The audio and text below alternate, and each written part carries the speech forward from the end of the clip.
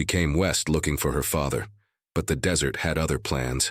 When an Apache warrior takes her after a brutal ambush, Sarah finds herself at the heart of a story no one back east would believe.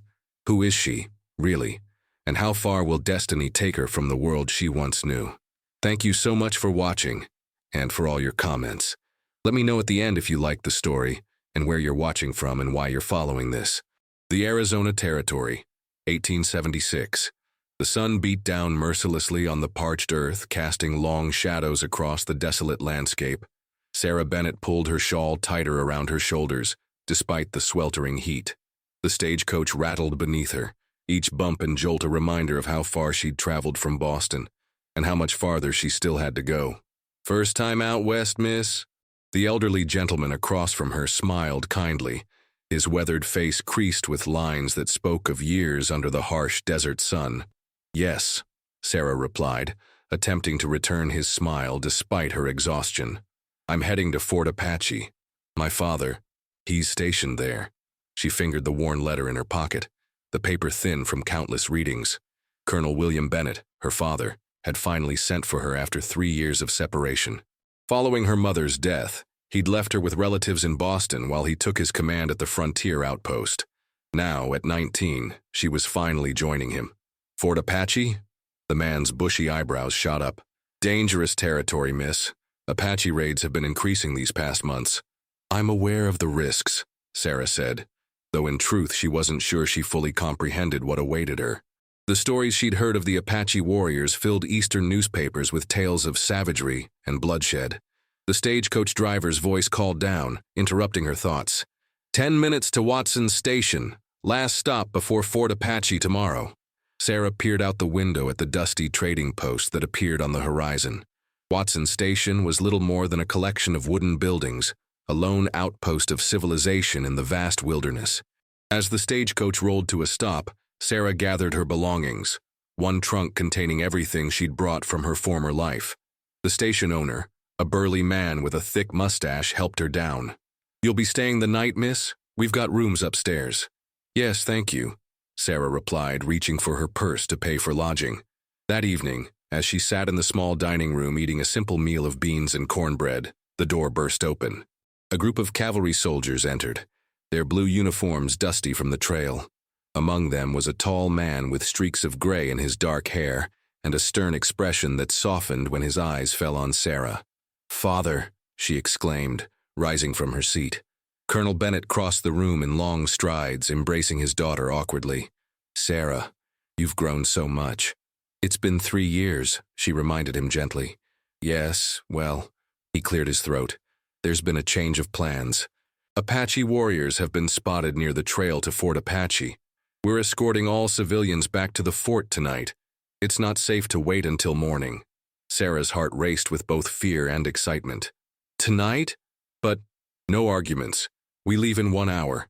As she hastily repacked her belongings, Sarah couldn't shake the feeling that something momentous awaited her.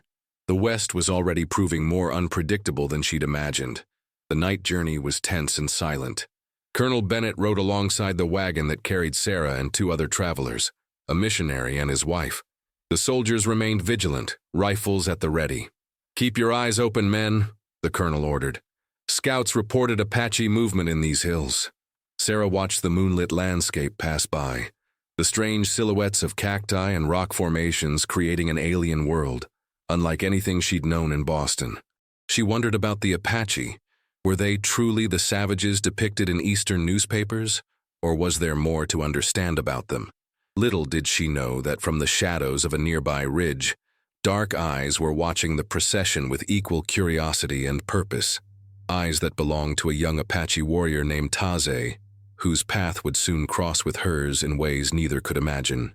As the night deepened and the wagon continued its journey through the treacherous terrain, Sarah felt a strange sensation, as if fate itself was pulling her toward an unknown destiny in this wild, untamed land.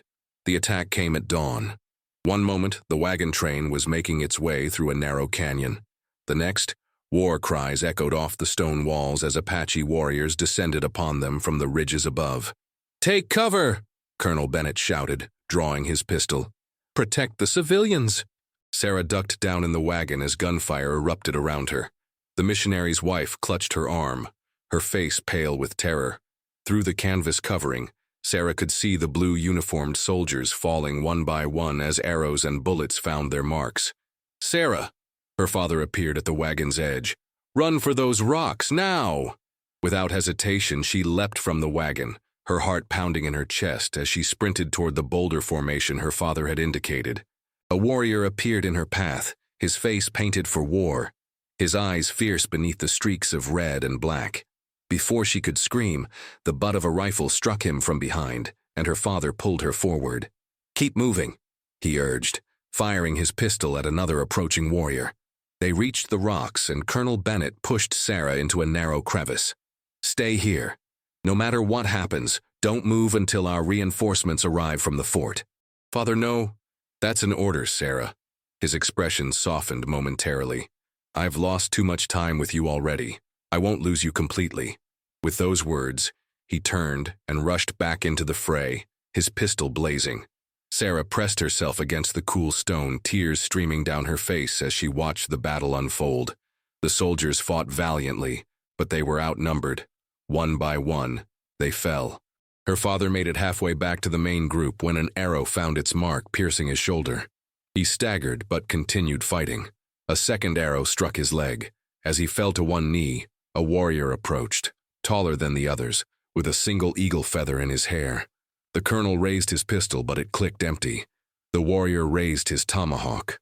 Sarah bit back a scream as her father collapsed. The battle was over quickly after that. The surviving soldiers were taken prisoner, the wagons ransacked. The missionary and his wife were nowhere to be seen.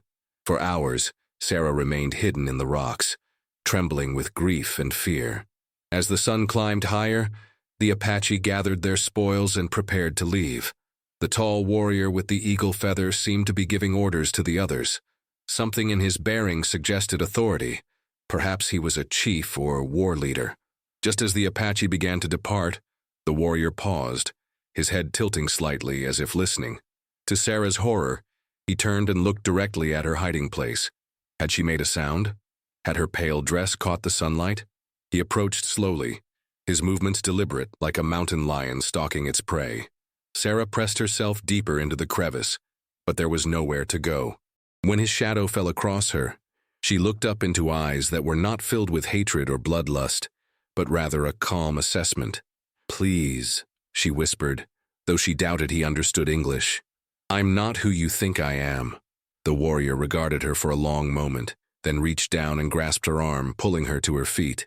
His grip was firm but not painful. "Taze," he said, touching his chest. Then he pointed to her, waiting. Understanding dawned. He wanted her name. "Sarah," she replied, her voice barely audible. Taze nodded once, then called out to his companions in his native tongue. Two other warriors approached, eyeing Sarah with curiosity. A rapid conversation followed, with occasional gestures toward her in the direction of the fort. Fear gripped Sarah as she realized her fate was being decided. Were they going to kill her? Take her prisoner?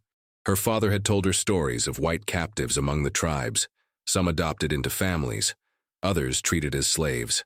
Finally, Taze turned back to her and motioned for her to follow. When she hesitated, he spoke a single word in heavily accented English. "Come." Left with no choice, Sarah followed him to where the horses waited. With surprising gentleness, he helped her onto a paint horse, then mounted behind her. As they rode away from the ambush site, Sarah cast one last glance at the place where her father had fallen. No bodies remained. The Apache had taken their dead and disappeared the soldiers' bodies as well, a final insult to their enemies. The warrior band traveled swiftly through terrain that seemed impassable, narrow trails winding through canyons, across streams, and up steep inclines. Sarah lost all sense of direction as the hours passed.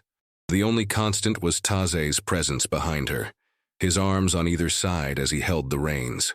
By nightfall, they reached what appeared to be a temporary camp, several hide shelters erected in a protected valley. Women and children emerged to greet the returning warriors, their initial excitement fading to curious stares when they spotted Sarah. Taze dismounted and helped Sarah down from the horse. An elderly woman approached, her face deeply lined, her dark eyes sharp as she examined the captive. She spoke to Taze, who responded respectfully. "Grandmother," he said in English, gesturing to the old woman. Then to Sarah, "You stay." The old woman took Sarah's arm and led her to one of the shelters. Inside, she offered Sarah a bowl of stew and a skin of water. The simple kindness brought tears to Sarah's eyes. She had expected cruelty, not compassion. As she sat eating the unfamiliar food, Sarah realized that everything she thought she knew about the Apache, everything the newspapers and dime novels had taught her, was being challenged by her experience. These were not mindless savages, but people with their own customs and codes. Outside the shelter, she could hear Taze's voice as he spoke with other warriors. Though she couldn't understand the words, the tone suggested disagreement. Was he defending her presence or arguing for her death? Whatever her fate, Sarah knew that her life had irrevocably changed. The proper Boston society girl was gone. In her place sat a captive in a strange land, surrounded by people she had been taught to fear, dependent on the protection of a warrior who had likely helped kill her father. As darkness fell over the camp, Sarah curled up on the buffalo robe the old woman had provided, too exhausted for tears. Tomorrow would bring whatever it would bring. For tonight, at least, she was alive. Days turned into weeks as Sarah adjusted to life among the Apache. Taze's grandmother, whom she learned was called Nasha, had taken her under her protection. The old woman seemed determined to teach Sarah their ways, gesturing and speaking slowly until Sarah began to understand basic words and phrases in the Apache language. "Wash," Nasha would say, showing Sarah how to scrub clothing in the stream. "Cook," as she demonstrated how to prepare traditional foods. "Sew," as she guided Sarah's hands in repairing torn garments. Throughout this time, Sarah saw little of Taze. He and several warriors often left the camp for days at a time, returning with game or, occasionally, items clearly taken from white settlements. Sarah tried not to think about where these things came from or who might have died for them. One morning, as Sarah was helping Nasha prepare breakfast, Taze approached. He spoke briefly to his grandmother, then turned to Sarah. "Come," he said, the same command he'd given the day he'd captured her. Nasha nodded encouragingly, so Sarah followed him to the edge of the camp. He pointed to 2 horses saddled and waiting. "We go," he said. When she hesitated, he added, "Not far. Return sun high." Sarah glanced back at Nasha, who made shooing motions with her hands. Taking a deep breath, she allowed Taze to help her onto one of the horses. Her riding skills had improved during her time with the tribe, though she still felt unsteady without a proper saddle. They rode in silence for nearly an hour, climbing steadily into the mountains. The June heat was oppressive even in the early morning, but as they gained elevation, a cooling breeze offered some relief. Finally, they reached a plateau overlooking a vast expanse of desert and mountains. Taze dismounted and tied both horses to a scrubby pine. He motioned for Sarah to sit on a flat rock, then settled beside her, maintaining a respectful distance. "My grandmother says you learn good," he said, his English halting but comprehensible. "She says you have strong spirit." "Thank you," Sarah replied, surprised by the compliment. "She is kind to teach me." Taze nodded. "Nasha was wife to great chief, my grandfather. She knows much." They sat in silence for a moment, the vastness of the landscape before them somehow making conversation seem small and unnecessary. Finally, Sarah gathered her courage to ask the question that had haunted her for weeks. "My father, the soldier, is he dead?" Taze looked at her, his expression unreadable. "Yes, he fought with courage. He died with honor." Tears sprang to Sarah's eyes despite her efforts to remain composed. She had suspected this truth, but hearing it confirmed reopened the wound of loss. "Why did you take me?" she asked. "Why not kill me too?" Taze was quiet for so long that Sarah thought he might not answer. When he finally spoke, his voice was low and measured. 6 moons passed, soldiers came to Apache camp while warriors hunted. They killed women, children, elders. His fists clenched at the memory. My sister, her baby, my cousins, all dead. White man calls this war. I call this murder. Sarah felt a chill despite the warm sun. She had heard nothing of such an attack in her father's letters. "I am sorry," she whispered, knowing the words were inadequate. "I wanted to hate all white eyes," Taze continued, "to make them feel our pain. But Nasha says hate poisons the heart. When I found you, I saw fear, not evil. I remembered my sister. He looked directly at Sarah. Sometimes Great Spirit puts enemies together to make new path. The philosophical depth of his statement stunned her. This man, whom she had been taught to view as a savage, possessed a wisdom that many Boston intellectuals would envy. The soldiers at the fort, Sarah said hesitantly. They will be looking for me. Yes, Taze agreed. Soon we move camp again. Go deeper into mountains where bluecoats cannot follow. And I go with you? It wasn't really a question. Where else could she go? You stay with us until it is safe, until you learn our ways. Then you choose. Sarah frowned. Choose what? To stay or to return to your people. The idea that she might be given a choice had never occurred to her. She had assumed she was a prisoner for life, or until she could escape. Why would you let me go? I could tell the soldiers where to find you. Taze smiled slightly. By then, we would be elsewhere. Apache do not stay in one place long. Besides, you would not betray those who have become your family. Family. The word resonated strangely in Sarah's mind. Could she truly come to see these people, the very ones who had killed her father, as family? As if reading her thoughts, Taze continued. Your father was soldier. He chose path of war. You are not soldier. You can choose different path. They sat in contemplative silence as the sun climbed higher in the sky. A red-tailed hawk circled overhead, its cry echoing across the valley below.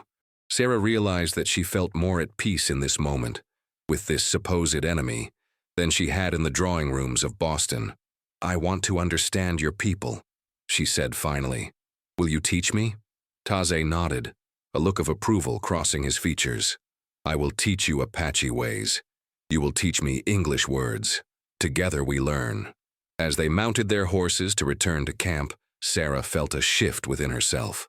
The girl who had stepped off the stagecoach at Watson's Station seemed to belong to another lifetime.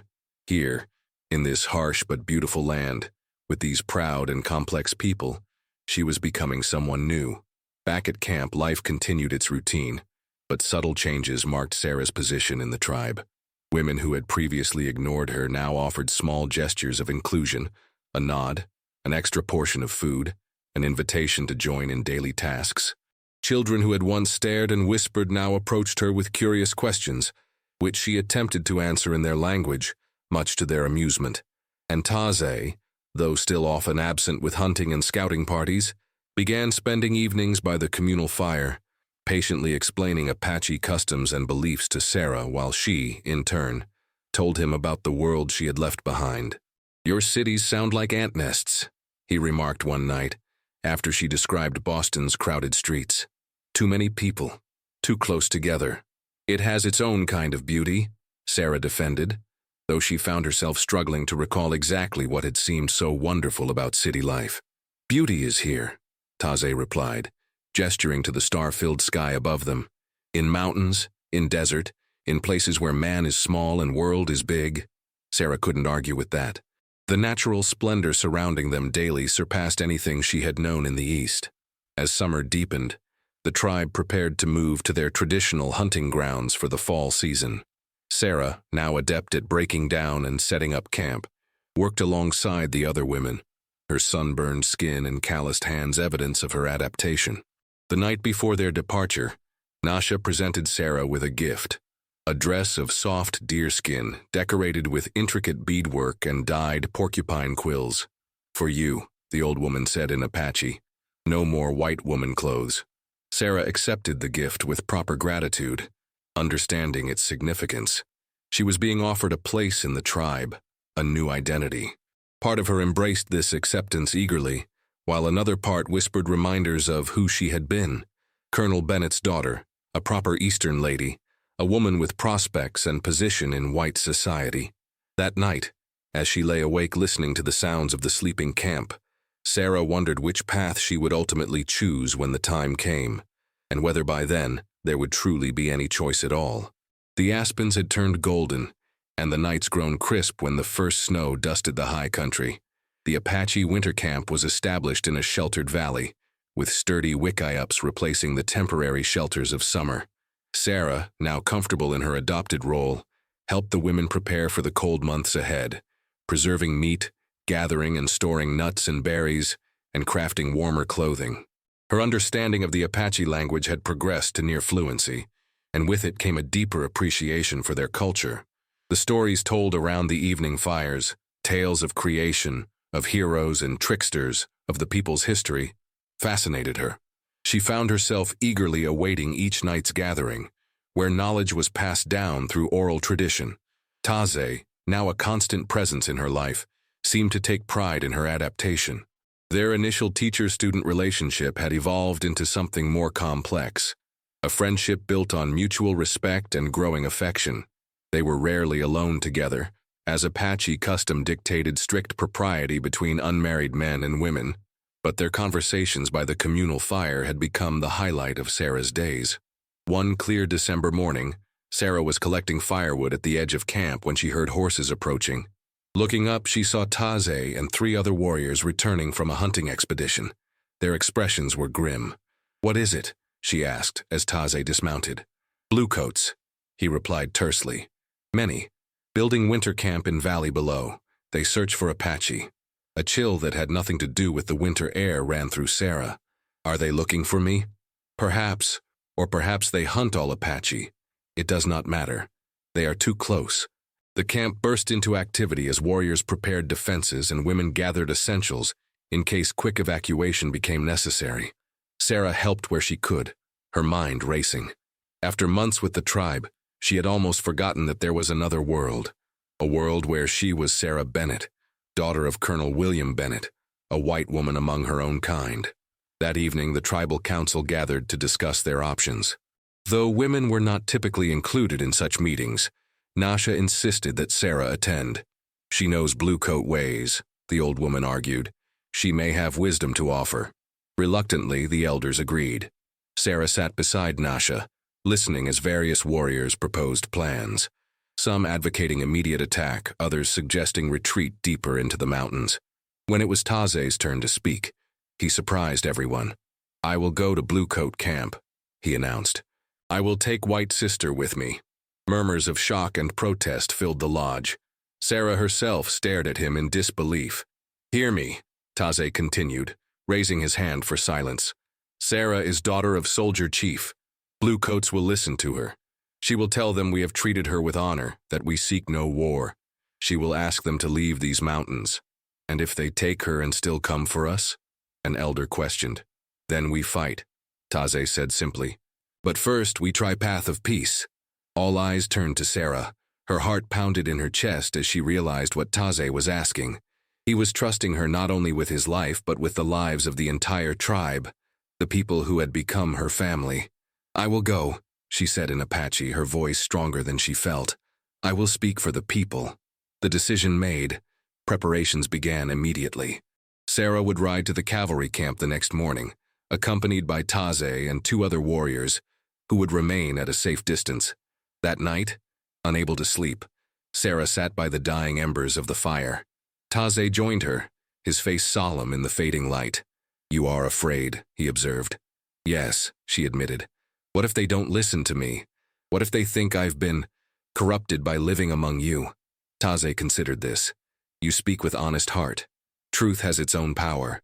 And what if—" Sarah hesitated, finally voicing the fear that had been growing inside her. "What if they won't let me return?" "To Apache camp?" Taze looked surprised. "You wish to return?" "Of course I do," Sarah said, realizing as she spoke that it was true. "This is my home now. You are—" She struggled to find the right words. "You and Nasha and the others are my family." Something shifted in Taze's expression, a softening, a vulnerability she had never seen before. "When I found you hiding in rocks," he said quietly, "I thought Great Spirit had sent me enemy to test my heart. Now I see he sent me friend to heal it." The tenderness in his voice made Sarah's breath catch. For a moment, they sat in silence, the unspoken growing between them like a living thing. "If Bluecoats keep you," Taze finally said, "I will come for you. This I promise." Dawn broke clear and cold. Sarah dressed carefully in the deerskin dress Nasha had given her, but covered it with her old, tattered Boston clothing, a symbolic bridge between her 2 worlds. The old woman helped her braid her hair, now grown long and sun-streaked. "Be strong," Nasha told her. "Remember who you are now, not just who you were before." The journey to the cavalry camp took most of the morning. As they neared, Taze and Sarah continued alone, the other warriors melting into the landscape to watch from a distance. When the military encampment came into view, with its neat rows of tents and American flags snapping in the winter wind, Sarah felt a strange disconnect, as if she were viewing a scene from someone else's life. "Ready?" Taze asked, reining his horse to a stop on the ridge overlooking the camp. Sarah nodded, though her stomach churned with anxiety. "Wait here. If I'm not back by sunset, I will wait as long as needed," he assured her. With a deep breath, Sarah urged her horse forward, down the slope toward the sentry posts. She had gone perhaps 50 yards when a shout went up from the camp. Soldiers scrambled for their rifles, and a mounted patrol rode out to intercept her. "Halt!" called the patrol leader, raising his hand. Sarah stopped, her heart racing. "I am Sarah Bennett," she called back, "daughter of Colonel William Bennett. I've been living with the Apache." The soldiers exchanged disbelieving glances. The leader approached cautiously, his hand on his pistol. As he drew closer, recognition dawned on his face. "Miss Bennett? My God, we thought you were dead." Within minutes, Sarah found herself escorted into the camp, surrounded by curious and suspicious faces. She was taken directly to the commander's tent, where a stern-faced major rose from his desk in shock. "Miss Bennett, this is extraordinary. We've had search parties looking for you for months. I've been with the Apache," Sarah explained, her voice steady despite her nerves. "They took me captive after the attack on our wagon train, but they've treated me with kindness and respect." The major's expression hardened. "Kindness from those savages, Miss Bennett, if you've been coerced or threatened." "No," Sarah interrupted firmly. "That's why I've come. To tell you that the Apache in these mountains want peace. They only fight to protect their homes and families, just as you would." "They're murderers," the major replied coldly.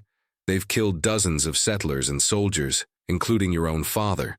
"Yes," Sarah acknowledged, the pain of that loss still sharp. "There has been wrong on both sides, but continuing this cycle of violence serves no one." For over an hour, Sarah pleaded the Apache case, drawing on everything she had learned about their culture and history. Some officers listened with grudging interest, while others dismissed her words as the delusions of a traumatized captive. "She's suffering from the captivity syndrome," one captain muttered. "Stockholm syndrome, the Swedes call it. She's been brainwashed." "I assure you I am of sound mind," Sarah countered, "and I'm here of my own free will. In fact," she took a deep breath, "I wish to return to the Apache camp." This announcement was met with outright refusal. "Absolutely not," the major declared. "You're the daughter of one of our most respected officers. Your place is with your own people." "The Apache are my people now," Sarah insisted, though she could see her words falling on deaf ears. As the sun began its descent toward the western mountains, Sarah grew increasingly anxious. Taze would be waiting, wondering if she had betrayed him. A young lieutenant approached her as she stood gazing out the tent flap. "Miss Bennett? I served under your father. He was a good man, fair, even to the Indians.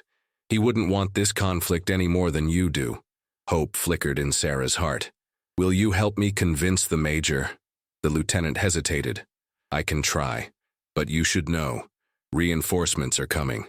The regiment plans to launch a campaign against the Apache as soon as the additional troops arrive." Sarah's blood ran cold.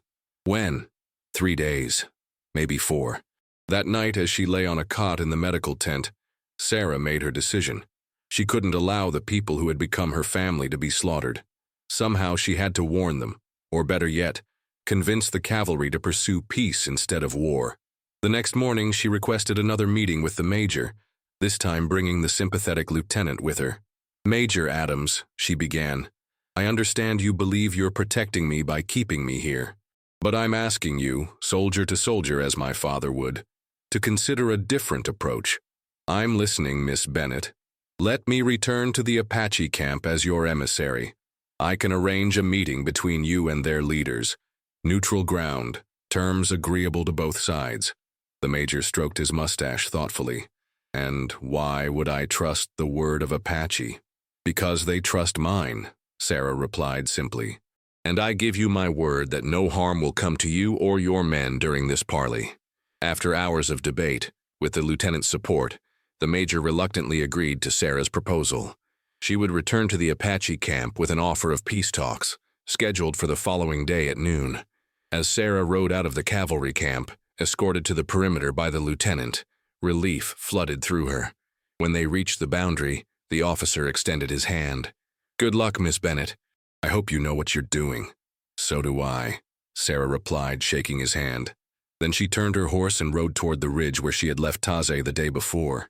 He was there just as he promised, his face breaking into a rare smile as she approached. "You returned." "I told you I would," she said, sliding from her horse to stand before him.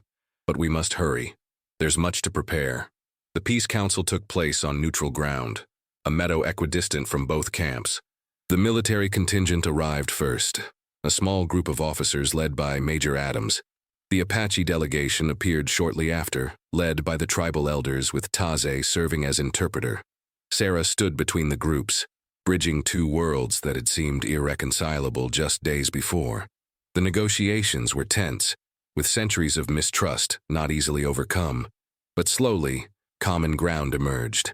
The cavalry would withdraw from the immediate territory, establishing their winter quarters further south. The Apache would limit their movements to agreed-upon hunting grounds. A system for addressing grievances would be established to prevent future bloodshed. As the council concluded, and the two parties prepared to return to their respective camps, Major Adams approached Sarah. "Your father would be proud, Miss Bennett. He always said diplomacy was preferable to bullets."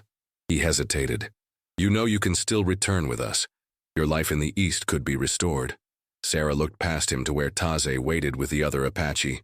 "Thank you, Major, but my place is with them now.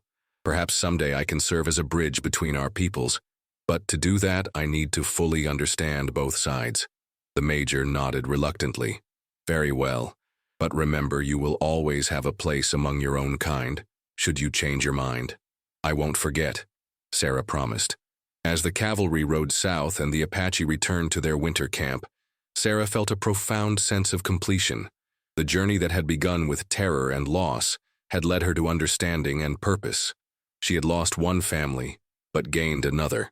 That evening, as the tribe celebrated the peaceful resolution, Nasha approached Sarah with a special gift, a necklace of turquoise and silver that had belonged to her mother.